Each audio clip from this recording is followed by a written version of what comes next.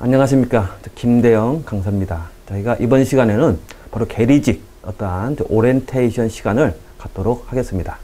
자, 여기서는 저희가 이제 계리직이 어떠한 과목이고 어떠한 방법으로 공부를 해야 되는지, 또 기출문제 분석을 통해서 어떤 식으로 진행할 것인지 그걸 갖다가 살펴보는 시간으로 하겠습니다. 자, 먼저 다 알다시피 계리직이라는 것은 우정사업본부에서 주관하고 있는 바로 9급 공무원 시험입니다. 특히 계리직은 이제 여러 어떠한 파트로 나눠지고 있는데요.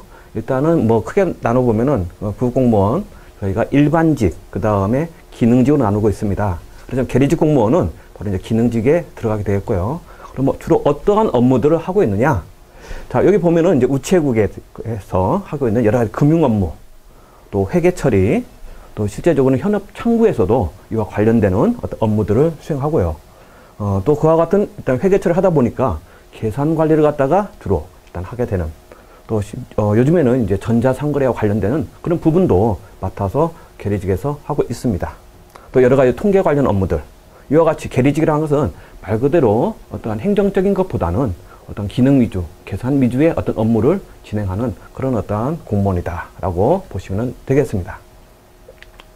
자, 시험 안내 저기 한번 보겠습니다. 자, 일단 응시 자격은 누구나 볼 수 있습니다. 그러죠? 만 18세 이상의 학력이나 경력 제한 없습니다. 자, 그리고 이 시험은 저희가 2008년도에 처음 시작이 됐었고요. 일단 2년에 한 번, 여기 나오네요. 경년 1회 시험이 되고 있다. 그래서 전국적인 시험으로 일단은 발전이 됐었고요. 그래서 서울 지역, 또 각 어떠한 지방직에서 전부 다 수행을 한꺼번에 하고 있습니다. 자, 일단 중요한 것은 시험의 어떤 과목이 되겠는데, 시험은 크게 나눠서 이제 필기시험하고 그다음 면접시험으로 나눠집니다. 물론 면접시험은 거의 이제 필기시험 합격하면은 큰 하자가 없으면은 다 우리가 합격하는 걸로 알고 있습니다.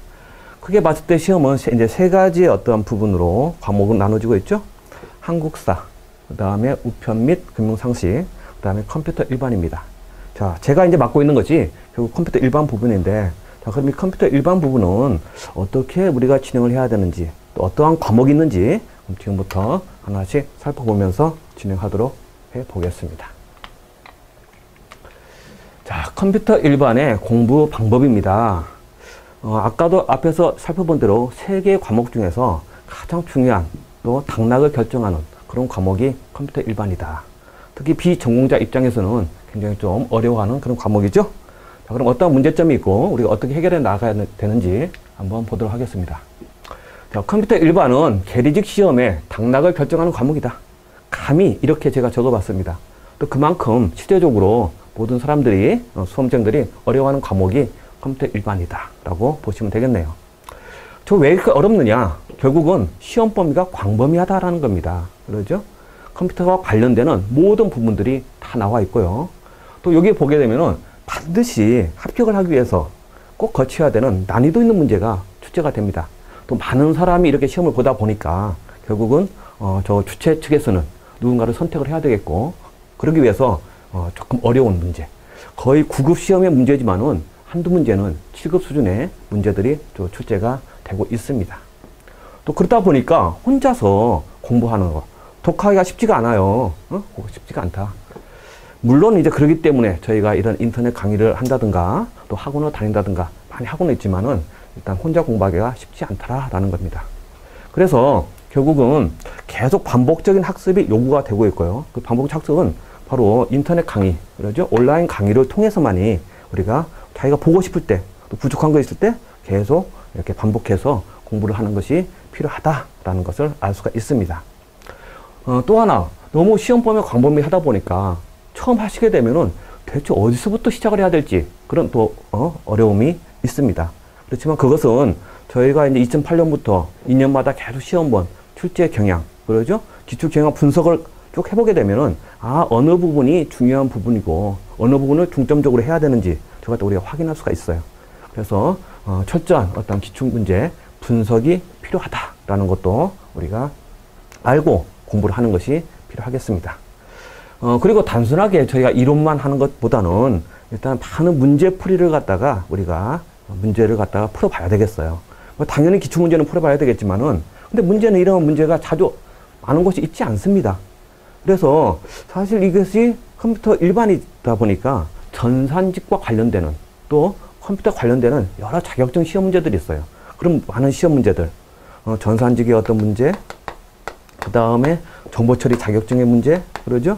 처리와 관련되는 그럼 이런 문제들을 많이 우리가 구해가지고 풀어봄으로써 결국 부족한 걸 갖다가 메꿔 나가는 것이 필요하겠다라는 겁니다.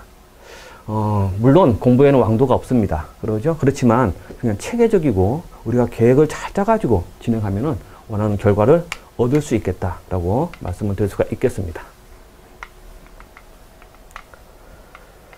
자, 그러면은 관연도에 봤었던 기출문제와 그다음 어느 파트에서 일단 문제들이 이렇게 출제되었는지 저걸 한번 또 보도록 하겠습니다. 자, 컴퓨터 부분은 사실 이걸 다 합쳐서 컴퓨터 일반이다라고 하고 있는데 지금 보게 되면 컴퓨터 구조, 네트워크, 운영체제, 데이터베이스, 소프트웨어 공학, 자료구조, 프로그래밍 그러죠? 또 심지어 엑셀 그 다음에 가장 중요한 요즘에 시대의 화두죠. 정보 보안 문제가 계속해서 나오고 있고 이것이 전부 다 우리가 컴퓨터 일반이다 라고 이야기를 합니다. 어떤 면에서는 이거 하나하나가 중요한 또 과목이 될 수가 있어요. 그러죠? 또 뭐 예를 들어서 학교 같은 경우는 요거 한 과목만 하더라도 한 학기씩 배웁니다. 근데 저희는 짧은 시간 안에 이 모든 과목을 갖다가 습득을 해야 됩니다. 그래서 좀 마음가짐을 단단히 좀 하시고요. 그 다음에 체계화하게 공부를 함으로써 이거 갖다가 또 진행하는 것 저것이 필요하다라고 보겠습니다.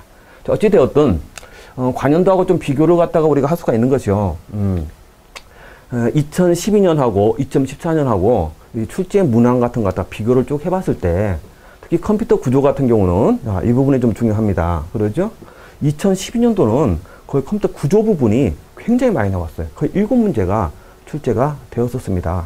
그렇지만 2014년도는 확 줄었어요. 그러죠? 자, 그것은 이제는 컴퓨터 구조라는 것보다는 이 컴퓨터를 이용하는, 활용하는 그런 부분들이 더 많이 출제된다라는 것을 알 수가 있습니다. 자, 이게 파랗게 된 것이요. 2012년입니다. 압도적으로 구조가 많았죠.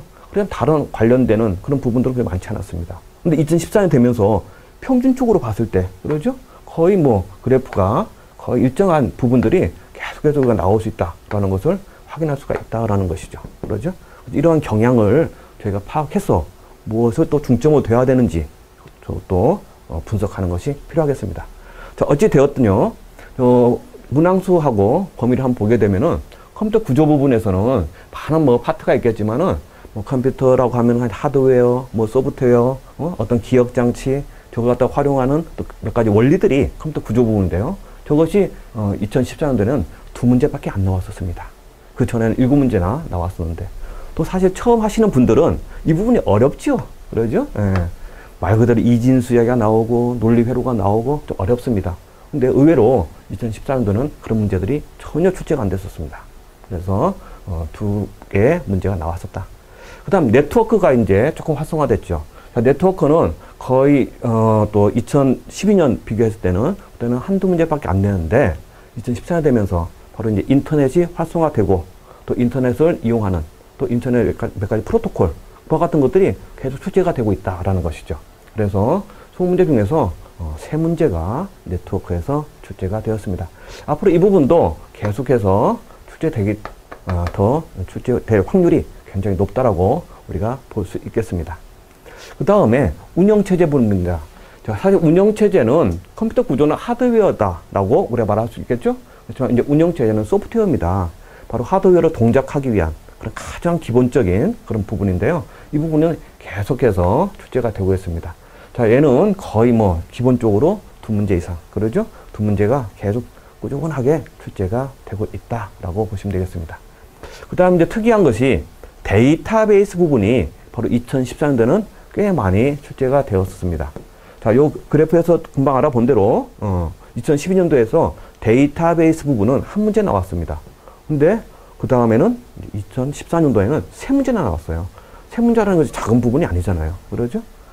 그러다 보니까 이 데이터베이스를 갖다 그냥 개론적인 것만 그동안 공부를 했었는데 이제는 좀 더 심화적인 좀 어려운 부분들도 나오게 됐었습니다. 그렇죠?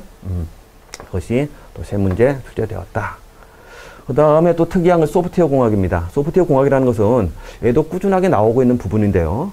자, 이것은 이제 어떤 관리자, 또는 이 실무자들이 어떤 프로그래밍이나 프로그램보다 이제 프로젝트가 되겠죠. 그 프로젝트를 진행하는 데 있어서 어떤 식으로 진행할 것이냐 하는 그 파트가 바로 소프트웨어 공학 부분인데요. 계속해서 꾸준하게 출제가 되고 있다는 거 알 수 있습니다. 그 다음에 또 이러한 또 자료 구조 부분이 있어요. 자, 이 자료 구조 부분이 문제는 당락을 결정하는 문제가 항상 나오더라라는 거죠. 또 이와 같은 부분은 단순 계산 문제가 아니고요. 상당히 우리가 그런 이해를 바탕으로 해서 응용 문제가 꽤 많이 나오고 있고요. 또 굉장히 좀 어려운 사실 그런 파트입니다. 어렵다 보니까 이 자료 구조 문제를 잘 푸시는 분은 결국은 합격을 할 수 있다라는 것이죠. 그렇죠? 그래서 자료 구조 부분도 계속해서 두 문제씩이 나오고 시험 문제 난이도가 만만치가 않다라는 것을 또 알고 우리가 공부를 해 주셔야 되겠습니다. 그 다음 이제 프로그래밍 부분이 나옵니다. 사실 이 부분은 상당히 저희가 특히 초보자들 입장에서는 굉장히 좀 두려운 부분입니다. 왜? 이 언어라는 것이 그냥 하루아침에 되는 것이 아니고 또 범위가 작은 것이 아닙니다. 저희 교재도 이제 보면 알겠지만은 그 교재에 보더라도 이 언어가 이제 크게 나누면 C 언어하고 자바 언어 부분이 나오는데요. 그 한 문제, 많이 나오면 한 문제, 한 두 문제입니다. 그런데 공부할 비중은 너무 또 많은 시간을 소요를 하고 있습니다. 그래서 이것은 다 공부하기가 좀 힘드시면은 기출문제 부분을 갖다가 분석을 해서 그 부분이 계속해서 출제가 됐기 때문에 그 부분 위주로 공부를 하면은 되겠다라는 것을 알 수 있습니다. 무슨 얘기냐? 미리부터 겁을 먹을 필요 없다라는 거예요. 그러죠? 그렇지만 이것도 한 문제씩이 계속 나왔습니다. 자바 문제가 그동안 4번인가 시험 봤는데 한 문제가 나왔었고요. 나머지는 전부 다 C 언어에서 나왔네요. 그러죠? C 언어에서 나왔더라라는 것도 우리가 알아두시면 되겠습니다. 그 다음에 엑셀 부분과 그 다음에 이제 PC 운영체제, 우리 윈도우라든지 뭐 그런 리눅스 그와 같은 PC 운영체제가 있는데 사실 리눅스 부분은 취급을 하지 않고 있고요. 그다음 윈도우 부분에서 계속 출제가 됐습니다. 그런데 작년에는 윈도우 부분이 또 안 나왔어요. 왜 안 나왔느냐? 자, 우리가 알다시피 윈도우가 이제 XP가 나왔다가 그다음 윈도우 2000이 나왔다가 지금 윈도우 7을 갖다가 쓰고 있습니다. 워낙 버전업이 계속 되다 보니까 저기 문제를 내는 건 좀 한계가 있는 것 같습니다. 물론 저희 교재는 이번에 윈도우 7을 가지고 쭉 설명은 하고 있습니다. 그렇지만 PC 운영체제보다는 뭐가 항상 나왔느냐? 바로 이 엑셀이라고 하는 사무자동화, 엑셀이라고 하는 이 과목에서 계속 출제가 됐었고요. 제가 반드시 한 문제가 나옵니다. 근데 나오는 것이 딱 정해졌다라는 것이죠. 엑셀에 보게 되면은 엑셀 함수라고 하는 어떤 표 계산을 하기 위해서 필수적으로 필요로 하는 함수 부분이 거의 4회 중에서 3회가 나왔습니다. 그래서 저희가 이 함수 부분만 또 잘 익혀두면은 또 엑셀도 큰 문제는 없다라는 것이죠. 또 이제 추가적으로 사실 저희가 이제 물론 공부를 많이 하신 분들 같은 경우는 엑셀 프로그램이 있습니다. 그 프로그램을 갖다 우리가 조작함으로써 좀 이제 실습도 하고 하면 좋은데 사실 저것은 저희가 같이 하기는 힘들고요. 여러분들의 몫이니까 이 엑셀 부분이 시간 되면은 직접 컴퓨터를 이용해서 마음만 먹으면은 어느 정도 한 달 정도 투자하면은 엑셀의 또 전문가가 될 수도 있습니다. 두려워할 필요는 없다라는 것이죠. 한 문제지만은 나오는 부분이 계속 국한되었다라는 것을 알 수가 있습니다. 자, 그 다음에 이제 중요한 것이 정보 보안. 자, 이 정보 보안 아주 중요합니다. 자, 정보 보안 문제가 과거에는 결국 한 문제 나왔는데 이제 2014년도에는 3문제나 나왔어요. 또 이 정보 보안이 결국 뭘 이야기하느냐? 뒤에서 조금 다시 한번 설명을 드리겠지만 결국 해커들이 수행하는 어떤 해킹, 즉 공격과 그 다음에 어떻게 방어할 것이냐, 저기에 관련되는 그런 문제들이 계속해서 나오고 있습니다. 자, 저희가 많이 들어보셨죠? 도스 공격, 도스 공격이 무엇이냐? 또 취약점 공격이 무엇이냐? 또 공인인증서, 그러죠? 그 같은 건 무엇이냐? 또 심지어 암호학도 조금 포함돼서 나오고 있습니다. 그 다음에 금방 이야기한 공인인증서 부분.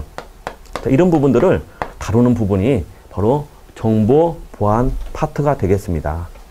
근데 이것이 그동안은 계속 한두 문제 나왔는데 아시다시피 시대의 이슈가 보안 문제입니다. 그러다 보니까 이 정보 보안 부분도 계속해서 우리가 이렇게 강조하게 되고 많은 출제가 앞으로 계속 되겠다라는 것을 우리가 추정할 수가 있겠습니다. 자, 이렇게 해서 저희가 어떤 기출문제 분석을 통해서 어떤 식으로 어떤 과목에 중점을 둬야 되는지 저거 우리가 한번 분석을 해 봤습니다. 자, 그러면 이제 제 수업은 어떻게 진행할 것이냐. 수업에 대한 관련되는 어떠한 내용들을 한번 살펴보겠습니다. 자, 먼저 제 수업은 일단은 이해하기 쉬운 누구나 일단은 초보자를 갖다가 기본으로 해서 만들어진 그런 강의입니다. 그렇다고 해서 난이도가 없는 강의냐? 그건 아니고요. 일단은 누구나 쉽게 이해할 수 있도록 제가 하나하나 꼼꼼한 기초부터 제가 다루는 과목으로 다루는 부분을 일단은 시작을 했습니다. 그 다음에 제 위주가 아닙니다. 수험생 위주, 바로 사용자 중심의 강의를 갖다가 제가 준비를 했습니다. 그래서 수험생들 관점에서 또 문제가 되면은, 그러죠? 저 언제든지 저하고 소통을 해서 여러분들 중심으로 제가 강의를 준비를 했으니까 잘 따라오시면 되겠습니다.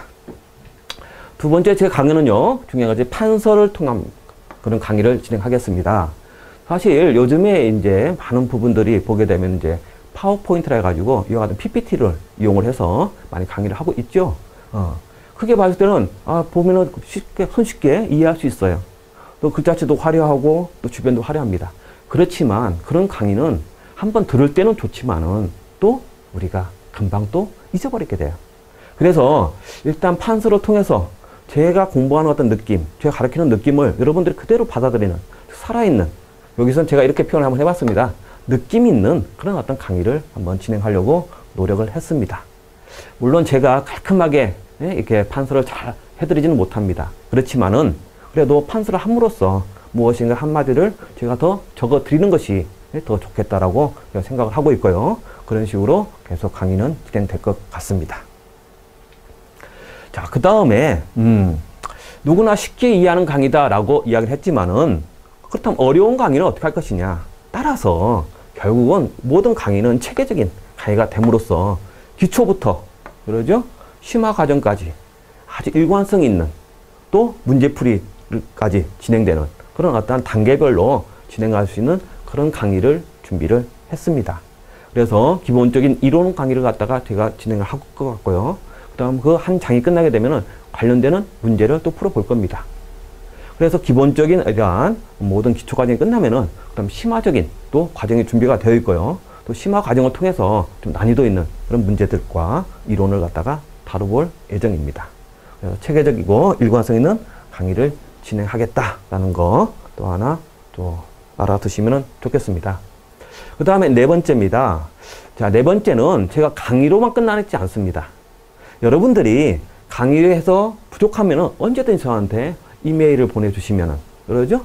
또 게시판에다 올려주시면은 제가 최대한 빠른 시간 안에 여러분들한테 말 그대로 애프터 서비스가 되겠죠? 그래서 해주는 그런 어떤 강의를 진행하겠습니다. 즉 강의로만 진행하지 않는, 결국 소통해야 되겠죠? 그냥 혼자만이 어떤 문제를 갖다가 끙끙 앓아가면서 저렇게 고민할 필요가 없다라는 겁니다. 부족하고 모르는 거 있으면은 저한테 질문하면은 제가 바로바로 응답해주는 그런 어떤 강의를 진행하도록 하겠습니다. 자, 그 다음 마지막으로 결국 우리의 목표는 합격입니다. 그러죠? 합격을 하기 위해서 저 또한 굉장히 많이 노력을 할 겁니다. 그리고 그와 같은 합격을 위해서 제가 어느 정도 일정 부분을 책임지는 그런 강의를 제가 진행하겠어요. 그러기 위해서는 결국 여러분들이 제 강의에 대해서 바로 신뢰성을 좀 가져주시고 또 저를 믿고 또 따라오시고 그렇게 진행하는 것이 바람직하겠다라는 것을 여기서 말씀드리고 싶습니다. 자, 이렇게 해서 제 강의의 어떤 몇 가지 특징들을 여러분과 같이 한번 쭉 살펴봤고요. 그다음 마지막으로 자, 그렇다면은 우리 컴퓨터 일반에서 좀 중점을 둬야 되고 좀 강조되고 있는 부분들이 무엇인지 한번 보도록 하겠습니다. 자, 카페에서도 거의 한 9파트 정도가 출제가 되고 있고요. 이게 딱 모든 게 아닙니다. 사실 어디서 문제가 나올지는 모르죠. 그렇죠? 그러면 쭉 정리를 그동안 해보니까 이런 파트에서 쭉 출제되었다라는 것을 알 수가 있네요. 자, 자세한 것은 제가 이제 본 수업에서 진행하도록 하겠고요. 자, 컴퓨터 구조 부분은 말 그대로 컴퓨터의 어떤 하드웨어, 소프트웨어, 그러죠? 또 이와 같은 동작의 원리, 또 뭘로 구성이 되느냐, 그와 같은 여러 가지 어떤 구성과 관련되고 컴퓨터에 5대 장치라는 것이 있는데요. 그 장치 간의 역할들이 무엇인지 저기에 대해서 우리가 다루게 되겠습니다. 그 다음에 네트워크 부분입니다. 특히 네트워크에서 강조가 되는 것이 요즘에 인터넷 어떠한 부분이죠. 그래서 네트워크, 그 앞에서 살펴본 대로 여기 네트워크 부분이 결국 계속 출제가 진행되고 있습니다. 그럼 네트워크가 어떠한 서비스들을 갖다 진행하고 있느냐. 서비스 부분의 문제. 그러죠? 또 무엇보다 프로토콜이라고 하는 통신을 하기 위해서, 통신을 하기 위해서는, 어떠한 저 형식과 어떠한 구조를 가지고 만들어지고 뭘 해야 되느냐. 또 네트워크를 위한 여러 가지 장비 문제. 그러죠? 이런 것들이 중점이 돼가지고 저희가 수업이 진행이 되겠습니다. 그 다음에 운영체제 부분이죠. 자, 운영체제 부분. 자, 여기서 말하는 운영체제는 현재 우리가 사용하고 있는 뭐 윈도우라든지 그와 같은 단순한 운영체제가 아닙니다. 운영체제 론이 되겠죠. 운영체제 론이 돼가지고 바로 우리가 이제 CPU를 갖다가 활용하고 저기서 하게 되는 프로세스라는 그런 개념들이 좀 나옵니다. 좀 어려운 이야기가 되겠는데요. 프로세스 관리. 그러죠? 그 다음에 메모리 관리. 특히 메모리 관리 중에 바로 가상기억 장치와 관련되는 그런 부분들이 굉장히 많이 출제가 되고 있어요. 그래서 어떻게 메모리를 갖다가 관리할 것이냐. 물론 CPU나 저것은 하드웨어에 들어가겠죠. 그렇지만 이 하드웨어를 이용해서 우리가 소프트웨어 쪽으로 어떻게 관리할 것이냐. 저걸 다루는 부분. 그 다음에 또 하나가 입출력 장치가 있겠죠. 간단하게 IO라고 적어보겠습니다. IO 장치의 관리. 그래서 이러한 여러 가지 하드웨어를 관리하기 위한 운영체제 부분을 저희가 또 공부를 하게 될 것 같습니다. 자, 물론 지금 제가 다 설명하지는 않습니다. 그러죠? 지금 이러한 부분들로 진행하겠다. 그 특성을 좀 알아두시면 되겠다라는 것이죠. 그 다음에 데이터베이스 있습니다. 데이터베이스는 그동안에 사실 우리가 이제 컴퓨터를 이용해서 많은 프로그램들을 이용한다라고 우리가 알 수 있습니다. 근데 그 프로그램은 왜 필요하느냐? 바로 데이터를 처리하기 위한 것이죠. 그럼 데이터를 어떻게 조직화시키고 그 데이터를 어떻게 설계하고 그 데이터를 어떻게 활용할 것이냐 하는 부분이 데이터베이스예요. 그러죠? 그 데이터베이스의 어떤 구축, 설계 과정, 설계 단계, 그러죠? 그 다음에 구축 단계, 그 다음에 활용 단계, 그래서 뭐 트랜잭션이라든지 여러 가지 어떤 SQL 명령이라고 하는 데이터베이스 일단 접근하는 그런 어떠한 부분들을 우리가 또 배우게 되겠습니다. 특히 데이터베이스 부분은 2014년도 되면서 새롭게 많은 출제 부분으로 나오게 되었다라는 거 말씀드리고 싶네요. 그 다음에 자료구조 강조 많이 했었죠? 자료구조. 당락을 결정하는 그런 문제들이 나올 수 있는 부분입니다.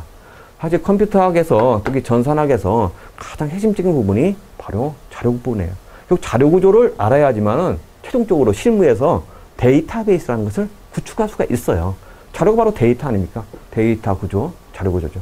자, 이걸 갖다가 어떻게 잘 이렇게 활용을 해서 이렇게 만들 것이냐. 그래서 4번과 5번은 뗄래야 뗄 수가 없는 그런 유기적 관계를 가지고 있어요. 그러죠?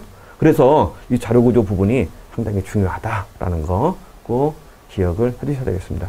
그래서 자료 구조라는 것은 메모리 안에 어떻게 데이터를 갖다가 이렇게 구성을 할 것이고, 구성된 것이 물리적으로 만드는 것이 데이터베이스거든요. 그래서 메모리 상에서 데이터를 어떻게 할 것이냐.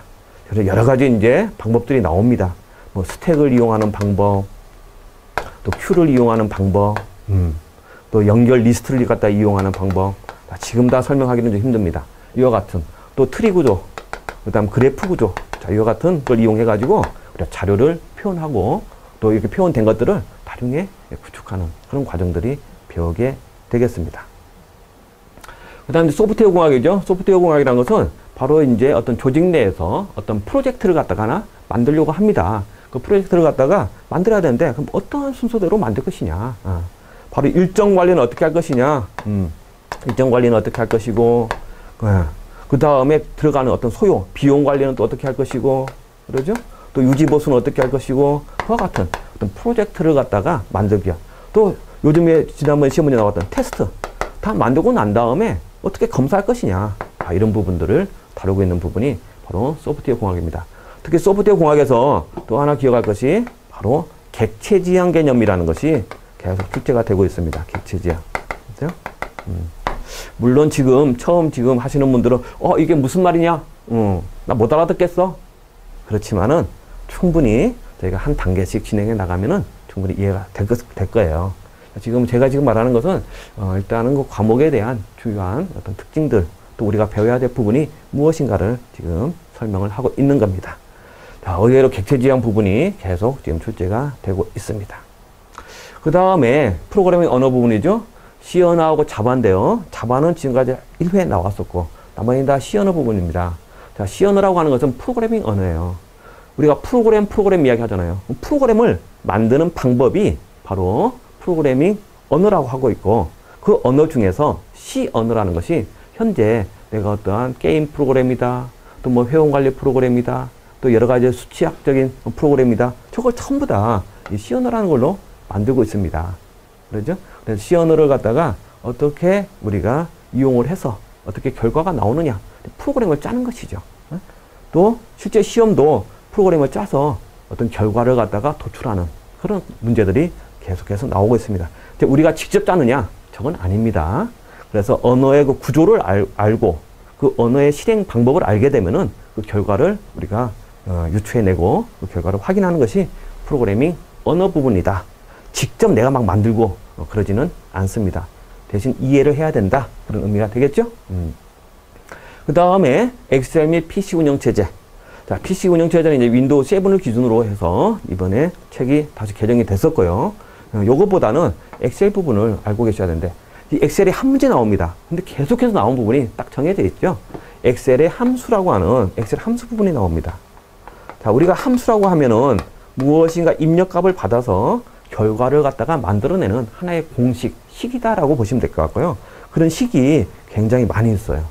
그래서 통계를 갖다 관련되는 식, 또 함수, 그 다음 무엇인가 현재 위치에서 다른 곳에 있는 영역에 있는 값을 갖다가 가져와서 처리해주는 뭐 참조 함수, 문자열 함수, 그와 같은 함수가 거의 한 20여 개가 실제로 뭐 몇백 개가 됩니다. 그렇지만 나오는 부분은 그렇게 많이 있지 않다라는 것이죠. 그래서 또 함수는 또 형식입니다. 그리고 우리가 형식을 가지고 쭉 이렇게 공부를 한번 해보면은 충분히 이 문제는 맞출 수가 있겠습니다.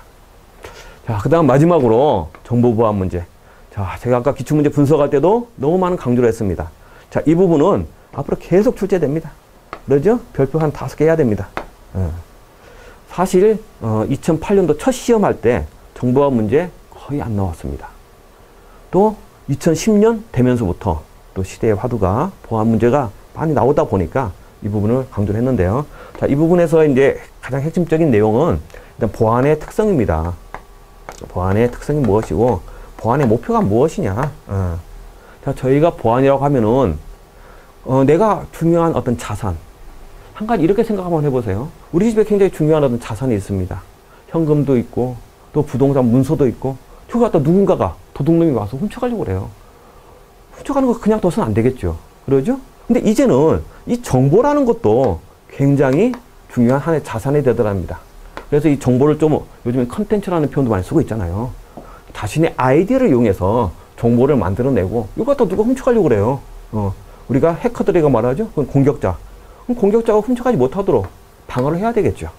자, 그런 부분을 다루는 것이 정보 보안입니다. 따라서 이 보안을 하기 위해서는 이제 어떠한 특성, 누군가가 와서 훔쳐가지 못하도록 해줘야 되겠고, 누군가 이 내용을 변조하지 못하도록 해야 되겠고, 누군가 파괴하지 못하도록 해야 되겠죠? 그래서 기밀성, 뭐 무결성, 가용성, 그런 용어들이 나오는데요. 그런 보안의 특성들을 우리가 살펴보게 되겠고, 그 다음 해커들이 어떠한 방법으로 공격할 것이냐, 또는 해킹이라는 표현도 쓰고 있는데요. 그 공격의 형태, 우리가 많이 알고 있는 도스 공격, 디도스 공격, 또 바이러스, 그와 같은 것들을 우리가 쭉 한번 다뤄보겠다라는 거죠. 자, 공격을 알면은 당연히 우리가 방어책도 나오게 됩니다. 공격과 방어를 갖다가 우리가 다루게 되겠어요. 그 다음에 또 하나는 바로 이제 시대가 바뀌면서 모든 전자상거래를 비롯해서 본인 여부를 확인해주는 인증 기능이 필요하다라는 것이죠. 근데 그 인증을 어떻게 하느냐? 당사자끼리 인증하기 힘들어요. 그래서 저희가 쓰는 것이 공인인증서죠. 그러죠? 공인인증서를 갖다가 이용을 해서 어떤 상대방을 인증하고 그 사람을 확인함으로써 우리가 어떤 거래를 할 수가 있습니다. 이와 같이 공인인증서를 확인하고 이렇게 네트워크를 이용하는 그런 일련의 체계를 PKI라고 그래요. PKI. 그래서 PKI 어떠한 체제, 바로 인증서 어떠한 체계를 갖다가 우리가 마지막으로 쭉 배우게 되겠습니다. 또 실제적으로 이 부분이 또 출제가 되었고요. 자, 제가 이제 짧은 시간에 몇 가지 특성들, 과목별 어떤 소개를 해봤는데요. 이런 식으로 저희가 쭉 강의가 진행하게 될 것 같고요. 여러분들이 강의를 갖다가 서로 믿고 제가 강조하는 것이 신뢰성이죠. 예. 사실 저도 2008년부터 또 지금까지 계속 이 계리직 강의를 해왔었습니다. 누구보다 이 과목의 특성에 대해서 제가 잘 알고 있고요. 또 부족한 것은 제가 항상 업데이트를 또 하고 있고, 또 책이 개정판이 몇 번 나왔었고요. 그러죠? 또 이번에도 다시 또 새로운 마음으로 다시 촬영에 임하도록 하겠습니다. 자, 이렇게 해서 저희가 간단한 오리엔테이션 마치도록 하겠습니다. 수고하셨습니다.